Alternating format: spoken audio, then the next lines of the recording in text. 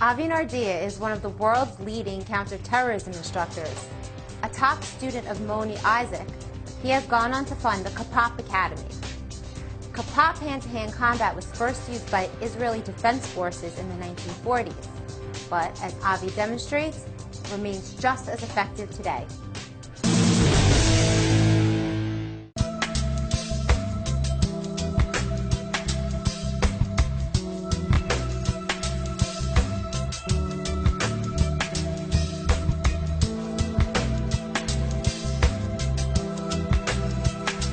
My name is Avi Nardia. I'm the head instructor for Kapap Academy.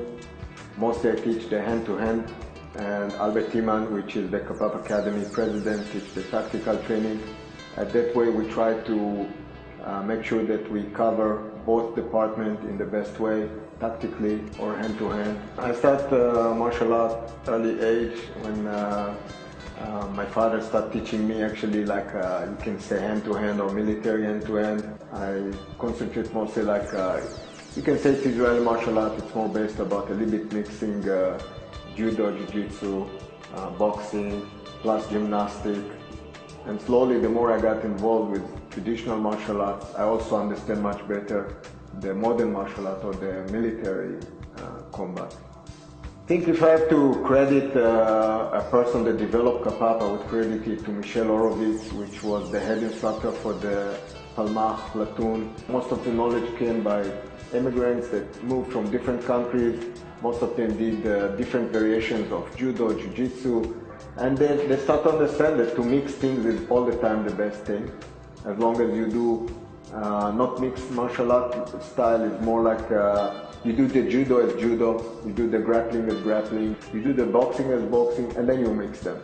You don't run too fast, because to mix martial arts you have to really be good in judo, good in karate, and then you can start to analyze and mix them. So it's a mixed martial art. The way that we mix it is more to go to self-defense. Kapap was the first name to introduce Israeli martial art. I'm talking about Israel, around 1930, 1940. And later on, I would say around the 70s, Israel started to change and build up counterterrorism units. And again, when they start, I would say the first instructor came from Taekwondo and Karate, and then they spent too much time for kata and forms, and many people say it's not street-oriented. We want shorter system. Later on, Kapap was forgotten, I would say, is the name that people use.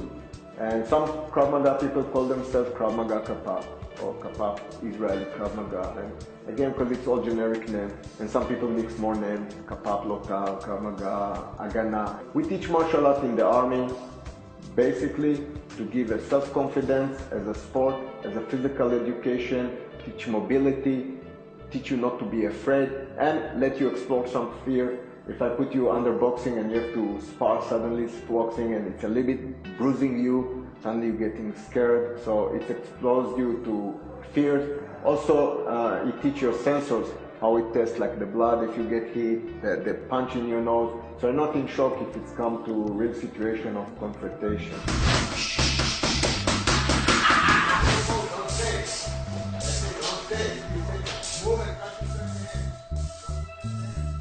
My name is Albert Timan.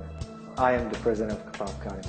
One mind, any weapon is the main core subject of how Kapap trains a person. The biggest tool is we have the brain. This brain has a lot of qualities that we never seem to get to when it comes to common self-defense type of training. So any given weapon I'll put in your hands, and it's just that one mind will operate all of these weapons under the same circumstance, given the circumstance, of course. And the main thing that is beyond that subject of one mind, any weapon, is the approach that we try to build in any practitioner of Kapap or Kapap student is no matter what you have in your hand, you need to improvise or to make it work for you as a tool. And we see any weapon as a tool. There's nothing between the historical kapap to the kapap that we do today. These are few common techniques that we keep, but most of the techniques we keep evolved them. And this is why late years I moved also to mix more things from Brazilian Jiu-Jitsu, because there's no Israeli ground fighting. Israeli method were not made for the ground. As a soldier, I'm standing, I'm using my weapon, no matter which one, long rifle, short handgun. Only when I get a problem, I might move to the secondary weapon, which is the hand-to-hand. 20 years ago, I think to be a martial artist, you stand with your black belt like this, and then, next year like this, and like this. Today, if I don't stay on the mat and grapple with my students, they don't respect me. But I want them to judge me, first because I try all the time to train with the most serious instructors that will never get you the belt. You have to earn it. I earned it. I was good enough to get it. And that's our mentality. We want to be good enough that the trainer, he don't give it to you. He look and he said, you earned blue belt, or you earned purple belt. And of course you pride when it happened.